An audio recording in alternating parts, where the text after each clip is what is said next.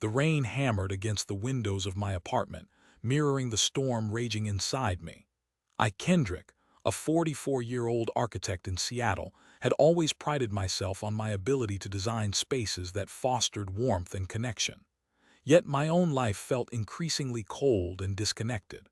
My wife, Bethany, a talented surgeon, had been distant for months, her late nights at the hospital becoming more frequent.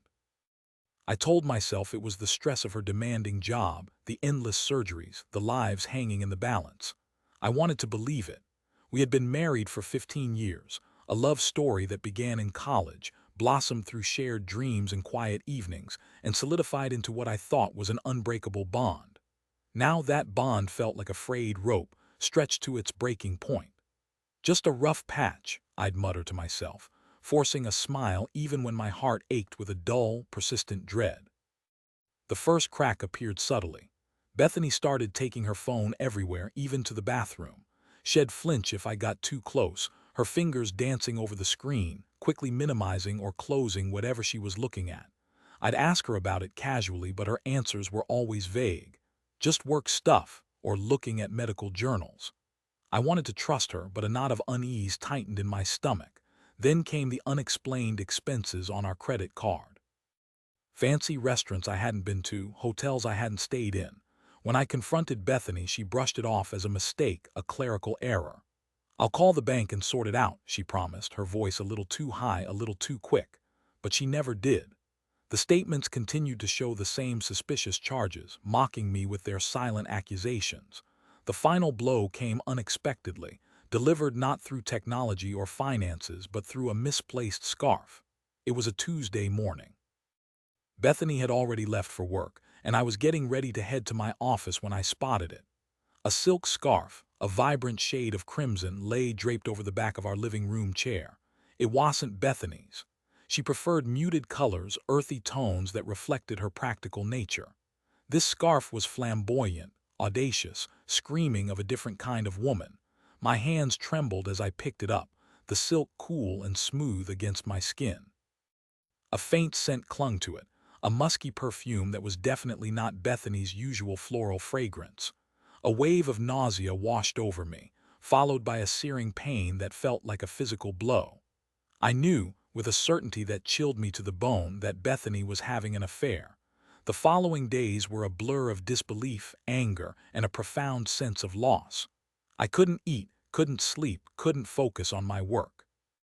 I wandered through our apartment like a ghost, touching her things, searching for answers, for some explanation that would make sense of this nightmare. I confided in my best friend, Finley, a landscape architect with a sharp wit and an even sharper sense of loyalty. Finley listened patiently as I poured out my heart, my voice cracking with emotion. "You need proof, Kendrick," he said finally, his eyes filled with concern. "You can't accuse her without solid evidence." Finley's words resonated with me. I knew I couldn't confront Bethany based on a scarf and some vague suspicions.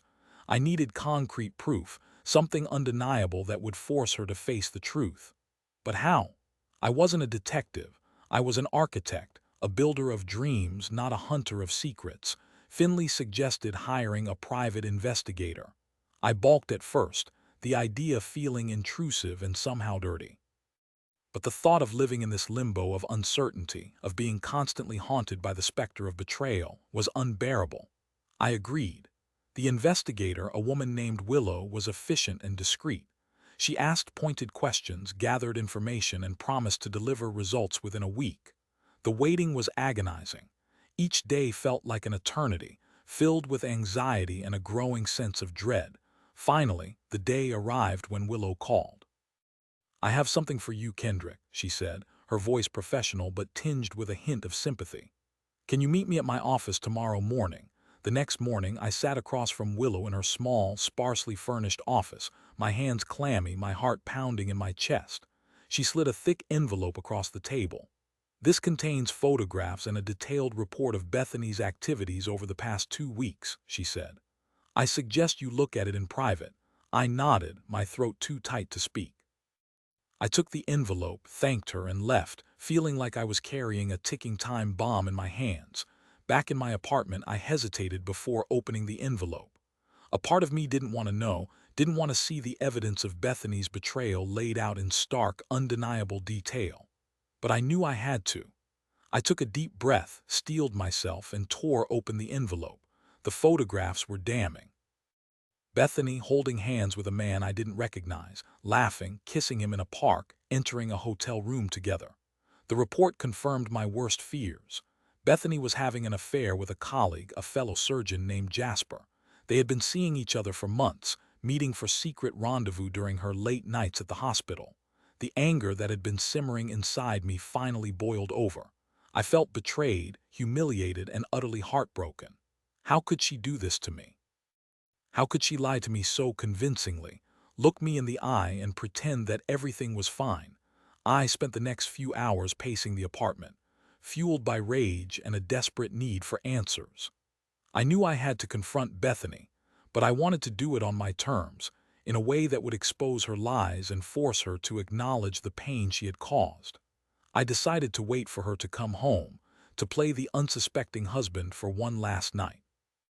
I cooked her favorite meal, set the table with our best china, and waited, my heart a cold, hard stone in my chest. Bethany arrived home late as usual, her face tired, her eyes shadowed.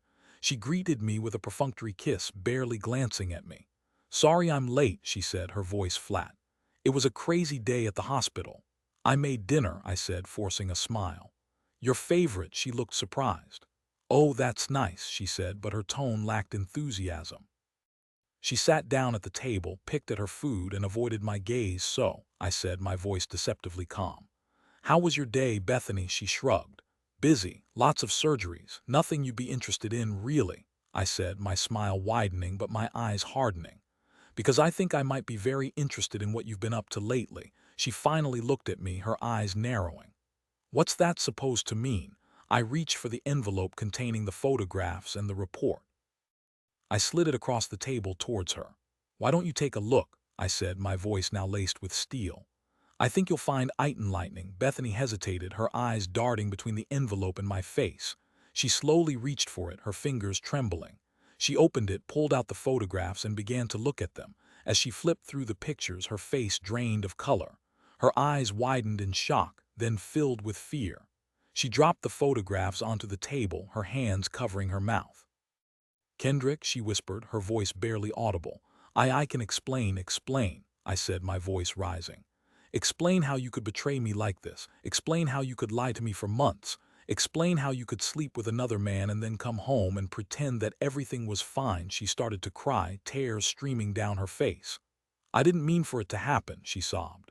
"It just happened. I was stressed, I was lonely, and Jasper was just there. So that makes it okay."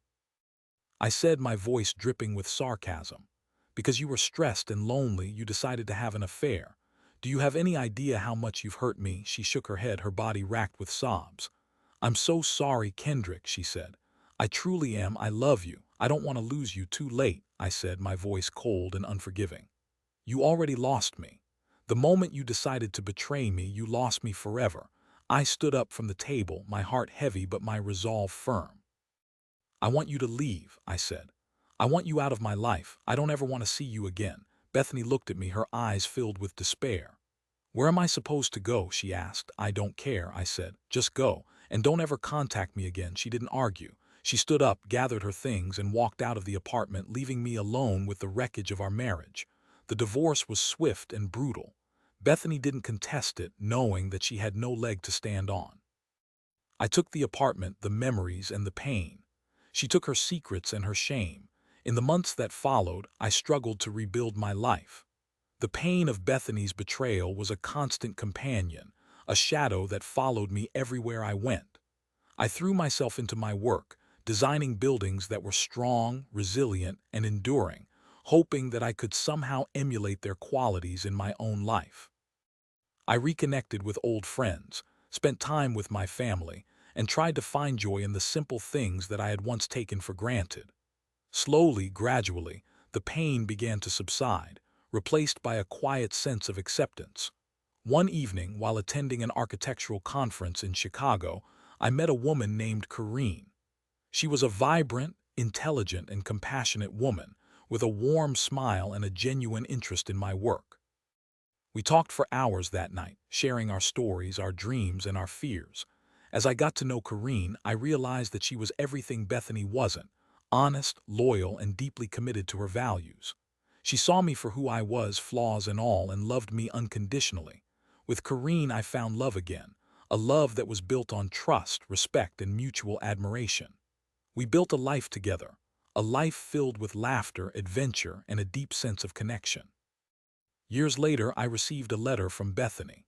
She was living in another state, working at a small clinic and trying to make amends for her past mistakes. She apologized for the pain she had caused me and wished me happiness with Corinne. I didn't respond to her letter. I had forgiven her, but I couldn't forget. The scars of her betrayal would always be a part of me, a reminder of the fragility of trust and the enduring power of love. I learned that betrayal is a wound that never fully heals, but it can also be a catalyst for growth. It can force you to confront your vulnerabilities, to redefine your values, and to emerge stronger and more resilient than before. And sometimes, it can lead you to a love that is deeper, more meaningful, and more enduring than you ever thought possible.